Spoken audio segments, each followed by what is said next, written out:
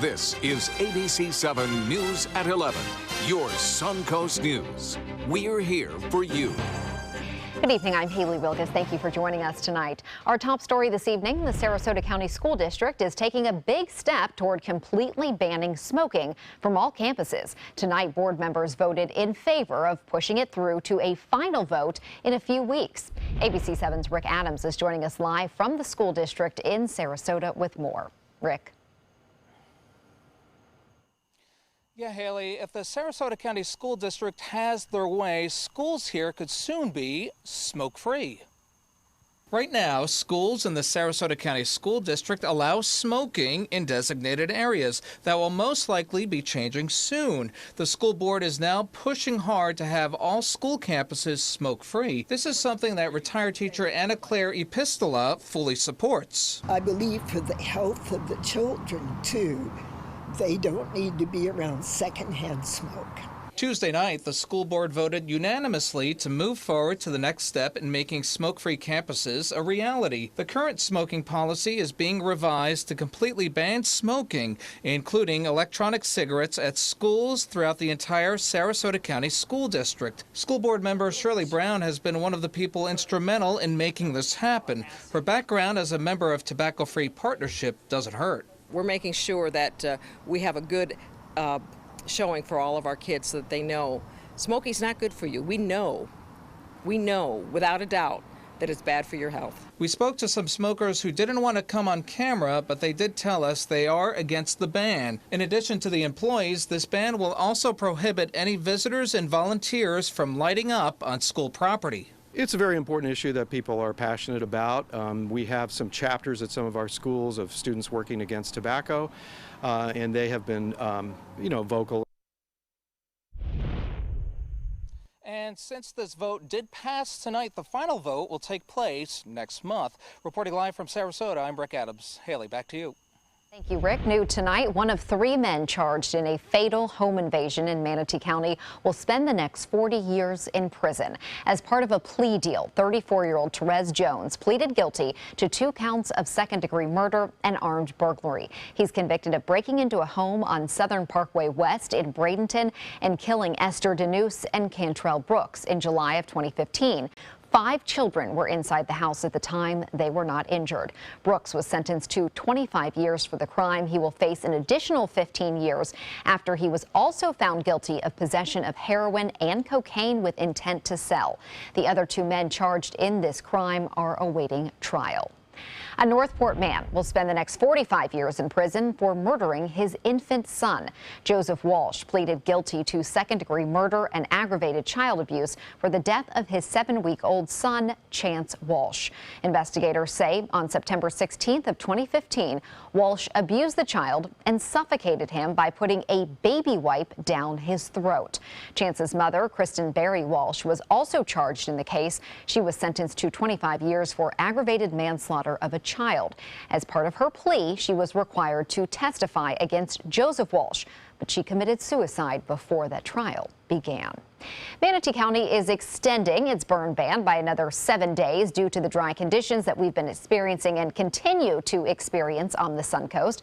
Much of Southwest Florida is already at a high risk for wildfires. Fire officials say conditions are only getting worse, even though we have gotten a few showers. During the ban, outside burning such as campfires, flares, and even fireworks are prohibited. Anyone violating the ban is not only guilty of a misdemeanor in the second degree, but will have to reimburse the county for expenses incurred as a result of the violation. The smallest little fire that someone goes out and starts, maybe they're burning just some leaves or some brush, and they don't think it's a big deal, but we get this wind, and this wind picks it up and just takes it away, and before you know it, you've got the woods on fire. As part of the burn ban, certain activities such as the use of outdoor cookers and grills, they are permitted as long as there is supervision. Units with the Florida Forest Service, Myakka River District, and the North River Fire District spent this afternoon battling a wildfire in Manatee County. The fire broke out on some farmland on Moccasin Wallow Road. That's just east of I-75. The fire burned 15 acres before crews were able to contain it. There are no reports of injuries or any structural damage. The Florida Forest Service says lightning is to blame for that fire. And for more on that, let's head over to Bob in the dry conditions. Bob, we had some rain, but it's just not enough. Yeah, and the storms that we did see that produced the lightning, not a lot of widespread rainfall around that area. So again, that is a problem. Sometimes they can smolder for a day or two before they actually start to get going. We had some heavier rain inland earlier. That has now shifted to the south. The front, for the most part, is washing out across us, and that front is not going to really be a big influencing factor when it comes to temperatures. We're going to warm up tomorrow, upper 80s to near 90 degrees. Currently, a live sweep of the radar, not showing any rainfall around. We did have a few scattered showers in East Manatee and Sarasota counties earlier this evening. It's still warm, 76. It's muggy too. The dew point 70. Winds are out of the east-southeast today, and the pressure rising 30.04. And as far as temperatures go, they're cooling down across parts of North Florida. 66 in Tallahassee, 66 in Jacksonville, but much warmer in the Keys at 80 degrees there. And temperatures near the coast, mid to upper 70s, a little bit cooler well inland, 69 in Lake Placid, 70 though, still pretty warm in Arcadia, and 73 in Northport.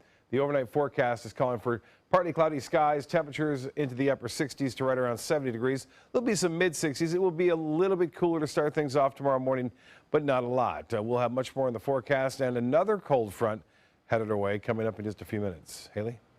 Thank you, Bob. A police officer in Texas is off the job tonight after he allegedly shot and killed a 15-year-old boy on his way home from a party over the weekend. ABC's Danya Backus has the latest. A Texas community grieving the loss of high school freshman Jordan Edwards. The honor student and standout athlete was killed by a police officer's rifle Saturday. It means something to us, and it means something to the parents, too. Tuesday, the officer responsible for firing the fatal shot terminated. It has been determined Roy Oliver, who was the second officer at the scene, violated several departmental policies. Saturday, police were responding to an underage drinking call at this Dallas area home. The 15-year-old was leaving in a car with 4 others. Police originally saying the driver tried to use the vehicle as a weapon. There was an unknown altercation with the vehicle, backing down the road towards officers in an aggressive manner. But Monday, the police chief backtracked, saying after reviewing the officer's body camera video, it appears the car was actually driving in the opposite direction, away from police. They were simply leaving a party where they believed danger was, and so I can't wrap my mind around why an officer decided to shoot into the car. The community in shock. Edwards' death now being investigated as a homicide. At his high school, his football teammates transformed his locker into a memorial. They need to know that while he may not be here, it's not like he has been erased from this program. He's always going to be on our minds. An independent investigation is now being conducted by the Dallas County Sheriff's Department. Danya Backus, ABC News, Los Angeles. Also in Texas, we're learning more about the fatal stabbing that left a student dead at the University of Texas in Austin. At a press conference today, police say the suspect, Kendrix White, suffered from mental health issues and had previously been involuntarily committed in another city. He is the student accused of stabbing 4 students, killing one yesterday afternoon. The victim has been identified as Harrison Brown, an undergraduate student at the university. It's the second time in just more than a year that a student at the university has died. An 18-year-old girl was murdered in April of 2016. Her body was found in a creek on campus. I'm hurt and I'm angry that our campus has seen these 2 tragedies in 2 of our students. We have focused over the past year on improving safety and security on the campus, and clearly there is work to be done. White is now facing charges for murder. 2 of the other 3 students injured in the attack have been released from the hospital. And in Dallas, the suspect accused of shooting a first responder and then killing himself has been identified. According to Dallas police, 36-year-old Derek Brown was acting erratically yesterday morning. That's when he reportedly brought his 67-year-old roommate into a back room in their home and fatally shot him. A neighbor heard the gunfire and went outside when he was also shot. Brown then allegedly shot a paramedic and police officer responding to the scene. Brown was later found inside his home dead from an apparent suicide. The paramedic required some emergency surgery but is now in stable condition at the hospital. Straight ahead, Chief Meteorologist Bob Harrigan will be back with the official Suncoast forecast. Plus, an unusual move by the president as he's now calling for a government shutdown. We'll tell you why. And in Tallahassee, lawmakers failed to meet a necessary deadline to approve a new state budget. What comes next for the legislative session. Now's the perfect time to create a custom system with California Closets. During our Door and Drawer event, save up to $500 on beautiful doors and drawers for any room. Contact us today for your free design consultation. Visit our showroom or online at californiaclosets.com. Enjoy some of the best Suncoast restaurants on me. Just go to mysuncoast.com/dining, sign up for the newsletter if you haven't already, and you can win a $50 gift card to a restaurant in our area. We'll pick a winner each week, so go on our website and sign up now. You only have one life. Are you gambling with it? 1 in 3 adults have high blood pressure. Not knowing your numbers could cause you to lose, big time. Luckily, you can turn the odds in your favor by getting your blood pressure checked today. Don't leave your health to chance. Learn more at heart.org/HPV. Hi, I'm Chef Judy. Every Wednesday morning, I'll be with the chefs at the Publix Aprons Cooking School serving up the most wonderful dishes. Watch Aprons in the Kitchen every Wednesday on ABC7's Good Morning Suncoast. There are many choices when it comes to AC companies. Our advice? Choose a company that performs employee background checks and is licensed with top manufacturers like Daikin. Daikin offers a 12-year parts and labor limited warranty. For better comfort and value, call Elite Heating and Air. They're coming from Tampa, Fort Myers, even Orlando. They're coming from everywhere for the Sarasota Ford Promise. We promise we're more than a dealership. We're a destination with a movie theater, massage room, aquarium, cafe, and more. We promise to give you top dollar for your trade, even if you don't buy from us. And if you do, we promise you the best deal. Bring us any competitor's ad and we'll beat it by at least $1,000. That's why they're coming from everywhere to Sarasota Ford, where 41 meets 301. SarasotaFord.com. Come into a California Closet showroom to experience our quality materials and construction and collaborate with our designers to create the perfect custom solution for any room. Go to californiaclosets.com to request a free design consultation and locate the showroom nearest to you.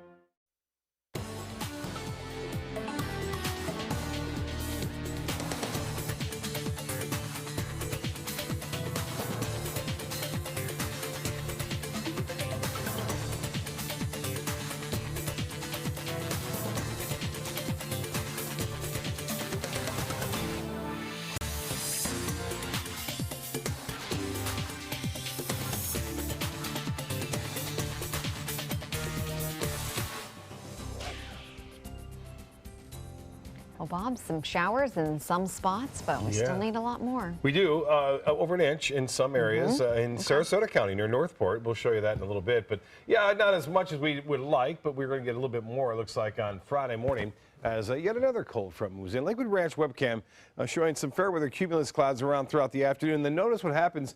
We have a little bit of a roll cloud moving in from some big storms that were developing in central Florida and in the central portion of our viewing area. You can see that sky's darkening up a bit. Not a lot of rainfall fell with that, but nonetheless kind of interesting. It did kick off a few showers in East Manatee and Sarasota counties earlier tonight. And then we had someone send in a photo of that roll cloud, Siesta Key, this evening. And you can see rather ominous looking sky, kind of a neat cloud pattern too. It's just a big gust front from the heavier storms that we're in, kind of picks up that warm moist air, cools it, condenses it, and kind of rolls it around as the air moves out into the Gulf. Well, another front due to arrive late Thursday, but more so Friday morning. And then the storms could be a little stronger on Friday morning, a little bit more widespread action too, I do believe, because this front is going to cool us down. This one that moved through today did not cool us down much at all. And we'll look for a cooler weekend after a record high weekend this past weekend, a big change for this weekend. Here's a look at the rainfall now, still lingering down over South Florida near the Keys, Miami, and near Fort Lauderdale. Boy, they had some heavy rain there. That has since moved on, and now, for the most part, all the rain that was around, which it wasn't much, is now ended here along the Sun Coast. And I mentioned the rain down south. They had some heavier storms in the early morning hours. You can see near Inglewood and just near Northport up to an inch of rainfall in some spotty areas right there. Northport being right there, about an inch of rain. Warm Mineral Springs, not as much, but still over a half inch. We had some rain near Beneva and I-75 too, stretching off to the west. As far as the satellite imagery goes, there's not a lot of cloud cover out there. We have partly cloudy to variable clouds. 76 though, it's very warm and it's still pretty muggy. We have an east to southeast wind at 8 and the pressure 30.04 inches. That is on the rise, and the high today was warm despite the clouds at times, 87 degrees. Our average high at 83 and the record 92. And the low this morning was 72, which is summer-like, and no rainfall in the rain bucket at the Sarasota-Brayton Airport. Wednesday's forecast looks like this. We'll see partly cloudy skies, temperatures nearing 89 degrees just after 2 o'clock in the afternoon. Now, there is a chance that we will see a few scattered storms. Our in-house computer forecast model is depicting maybe a little bit better chance than some of the other models are suggesting, with the afternoon and evening thunderstorm patterns starting to pick up here. You'll notice here as we move through time, it did show out some reds and some yellows there, indicating some heavier storms in the afternoon and then fading away out into the Gulf. Looks like Thursday generally will be dry. We're not looking for much rainfall on Thursday. And even that prefrontal trough kind of weakens before it gets to us late Thursday night. So don't count on any kind of washout on Thursday. But by Friday, this front will become a little bit more active, I think, during the early morning hours right around sunrise on Friday, which could generate some big showers and a few thunderstorms, too, in the mix, and then cooler temperatures to follow. Right now, the storm system is getting its act together over the southern plain states and the northeast. We're starting to see a storm system there kind of exit off to the east. Temperatures around the U.S. cool. In fact, Denver at 47, the same in Chicago, in the 40s in Detroit, and Toronto, and Cleveland, and 59 now in Boston. This cooler air will spill southward over the upcoming 48 hours. So we are going to see this eventually move on in. We'll get rid of some of the big oranges and reds as far as our state is concerned. We'll see still warm weather on Thursday, and then Friday will start to cool off, and especially on Saturday, highs will be into the upper 70s and lows will be into the upper 50s in places to start things off on Saturday morning and Sunday morning here along the Sun Coast. Winds out of the southeast turning to the southwest. Should be good boating weather. A light chop out there, and the water temperature now 83 degrees. That's warming up. UV index will be at 10 tomorrow. It will be high. And as the next low tide goes, it'll be 228. High tide will be at 9:54. Sunrise at 6:49. Sunset at 8:04. Tomorrow, partly cloudy.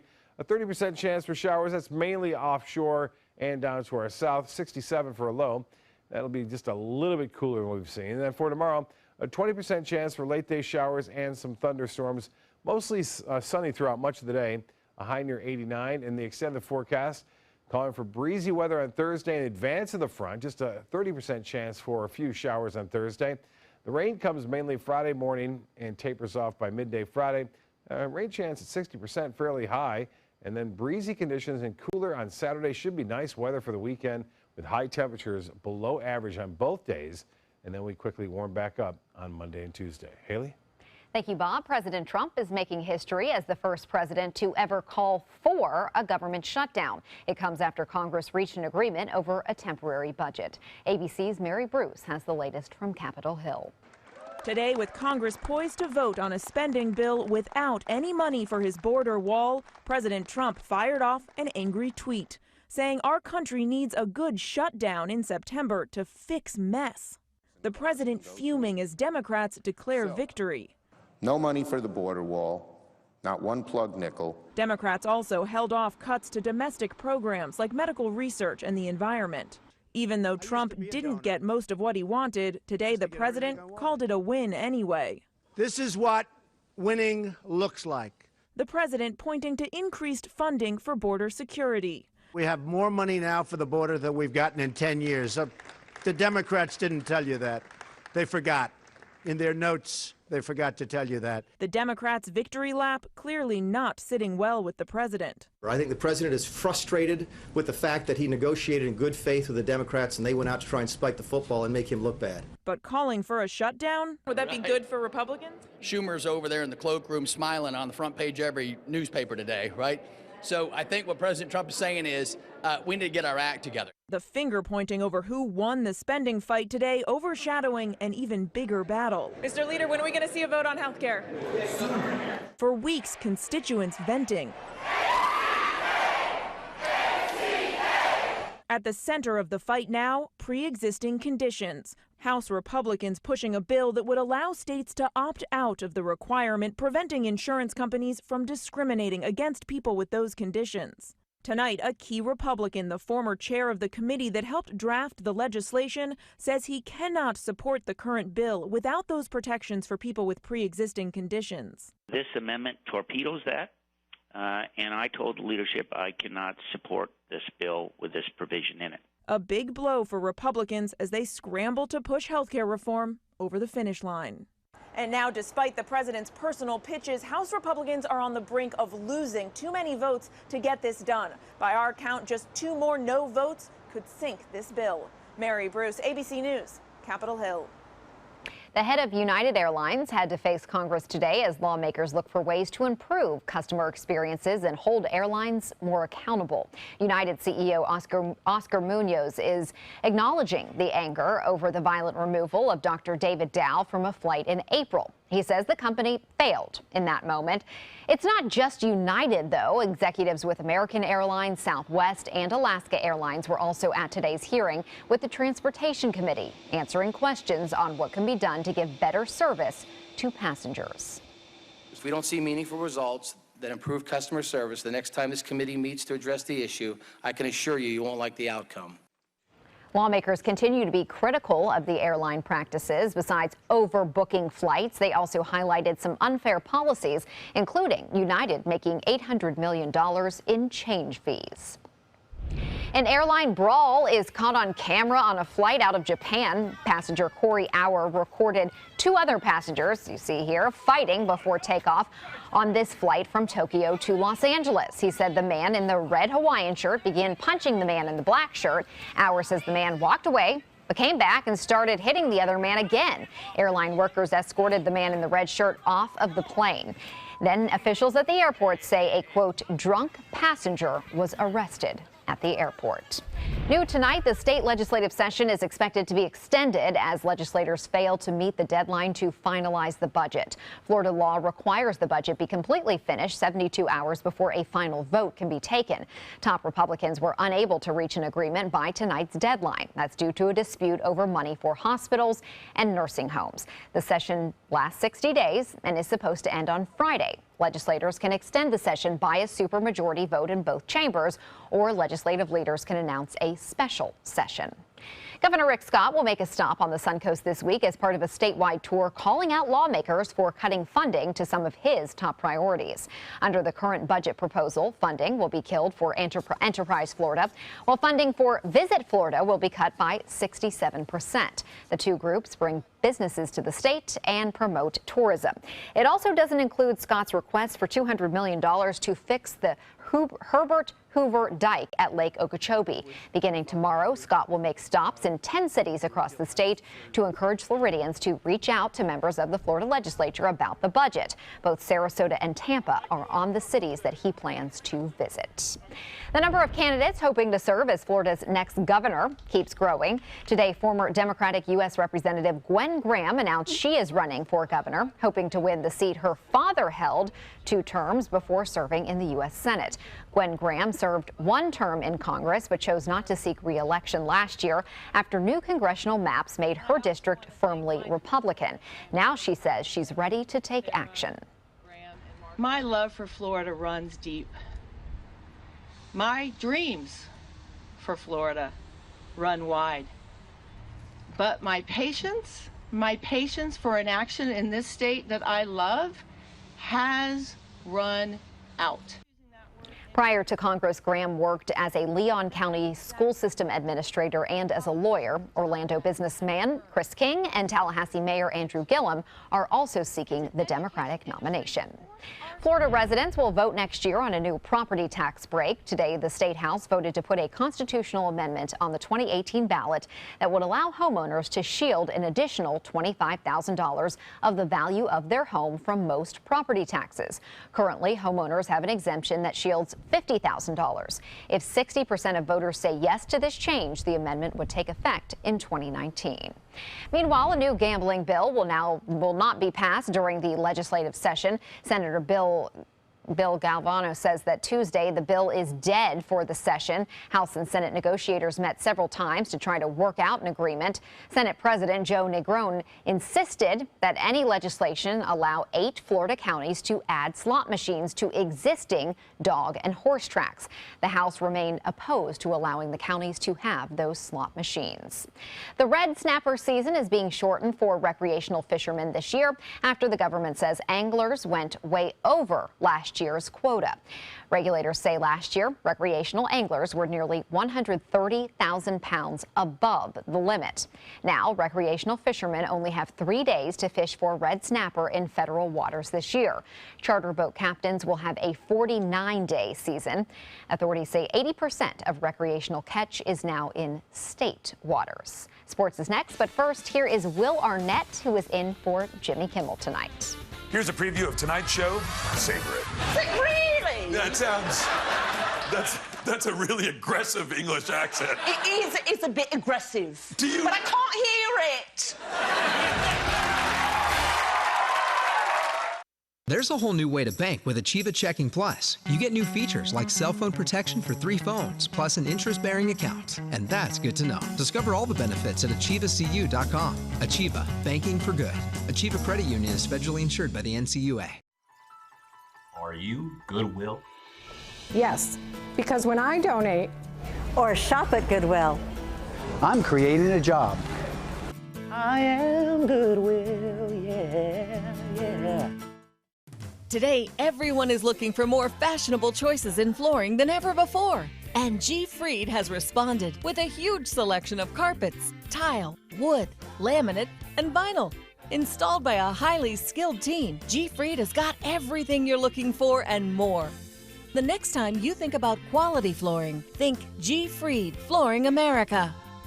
G. Fried Flooring America. Our world is at your feet. The official salon of ABC7.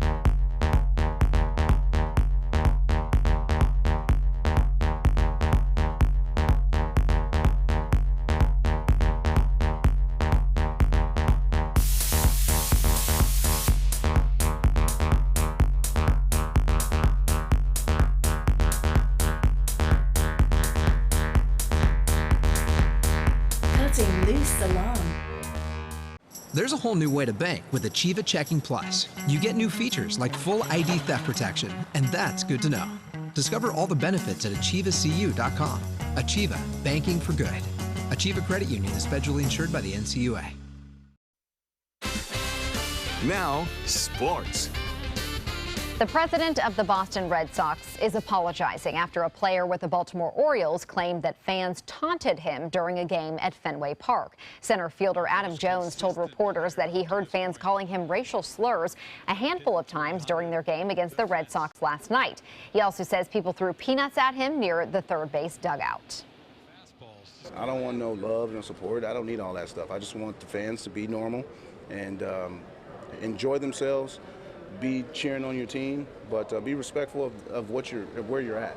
Consistent player. Red Sox President Sam Kennedy confirmed the incident and says it was inexcusable. He's pledging to conduct an ongoing review of the matter.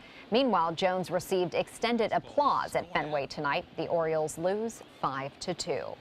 The Rays up for round 2 against the Marlins at Marlins Park tonight. Starting at the top of the third, the game still scoreless. Logan Morrison continues to haunt his former team with a solo shot to right field to give the Rays a 1-run lead. To the top of the 5th, the bases loaded. Tim Beckham flies out to center field, allowing Kevin Kiermaier to score. Same inning, Derek Norris hits a liner up the middle for an RBI single to score Brad Miller, giving the Rays a 3-run lead. And the Rays go on to win 3-1, but actually 2-run lead. Speaking of the Marlins, former Governor Jeb Bush says he's optimistic he can close a deal to buy the team with Derek Jeter. He says Jeter will take charge of baseball operations. Speaking publicly for the first time about his efforts to buy the Marlins, Bush said baseball has huge potential in Miami, and he is pleased with the interest by potential partners. Jeter and Bush were part of rival efforts to buy the Marlins before joining forces. Bush called Jeter a phenomenal guy with incredible integrity. Could be a good partnership. That's a look at sports. We'll have our winning lotto numbers right after this. ABC7 News at 7, weeknights. Everyone loves a bright and cheerful smile. Not everyone can find the dental care they need and can afford. Now there's a place nearby where anyone can receive professional quality dental care at an affordable cost. The LECOM School of Dental Medicine in Lakewood Ranch is now accepting patients. You will receive your care in comfortable, state-of-the-art treatment rooms. To schedule your appointment, please call the LECOM Dental Group practices 941-405-1600. We will be happy to see you smiling again. Since 1972, Sleep King has provided quality mattresses and accessories at the best discounted prices available. Top brands like Simmons, Sealy, Serta, Beautyrest, iComfort, and more. With available free delivery, free financing, and free setup and removal. For a comfortable night's sleep with same-day delivery, even if we have to carry it on our backs.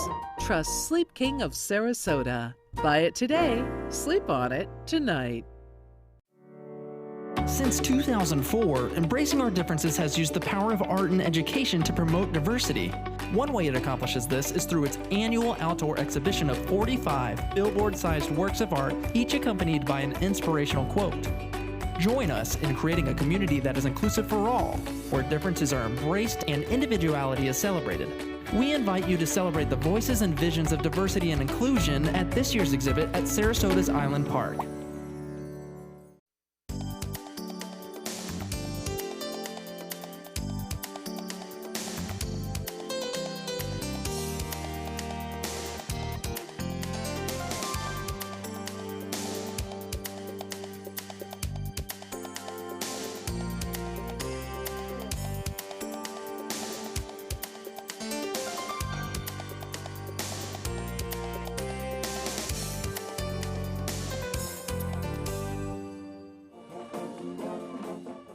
A North Carolina high school senior is getting the chance of a lifetime to meet his favorite baseball team with some help from his classmates. Christian Hebner has cerebral palsy.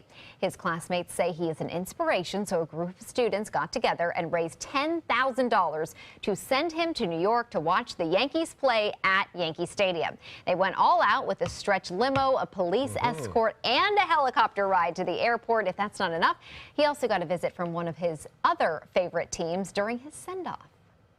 This is my shirt. I signed it, and I want you to know you are amazing every single day. That was a team member from the Carolina Panthers there. Christian is being treated to 2 Yankees games with his family. Wow, he's probably overcome with emotion. Great high school there, you know, if you're thinking doing that, yeah. That's amazing. Thinking about winning football games or something like that. They're actually doing a lot of great things there.